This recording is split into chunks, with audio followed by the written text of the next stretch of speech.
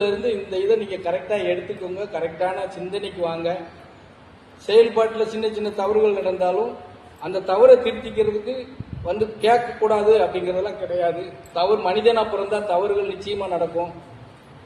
தவறுன்னு தெரிஞ்சதுக்கு அப்புறம் திருப்பி நம்ம அந்த தவறை பண்ற முயற்சி பண்ணாதான் பாவமே. சாமி இதை தெரிஞ்சோ தெரியாமலோ இப்படி ஒரு தவறு நடந்துருச்சு, இப்படி ஒருத்தரை திட்டிவிட்டேன், இப்படி பேசக்கூடாத வார்த்தையை பேசிட்டேன் அப்படின்னு தைரியமா சொல்லு. அதுக்கான வழிமுறை, அதுக்கான சாந்தத்தை நம்ம கொடுக்க தயாரா இருக்கிறோம். இதுல பயப்படுறதுக்கு என்ன இருக்கு? சொல்லல, முதல்ல மதிக்க கத்துக்கோங்க. உங்கள்கிட்ட மதிப்பினங்கள் கம்மியா இருக்குதுன்னா இப்ப சர்ச்சுக்கு போக வேண்டியது வந்துச்சு, மசூதிக்கு போக வேண்டியது வந்துச்சு இல்லையா? நமக்கு அங்க வேலை இல்லை, ஆனா அங்கெல்லாம் போய் வர வேண்டியது இருக்கு. அவங்க எப்படி நடந்துக்கிறாங்க, நம்ம எப்படி நடந்துக்கிறோம், அந்த மதிப்பெண்ணங்கள் எப்படி இருக்குது நமக்கு?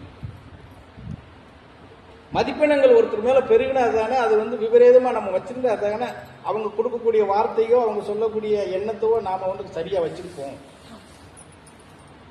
இல்லைன்னா அதை உதாசனப்படுத்திடுவோம். இப்ப நம்ம எல்லாம் உதாசனப்படுத்திட்டு இருக்கிறோம். அதை இனிமேல் தவிர்த்துடுங்க. புரிஞ்சதா?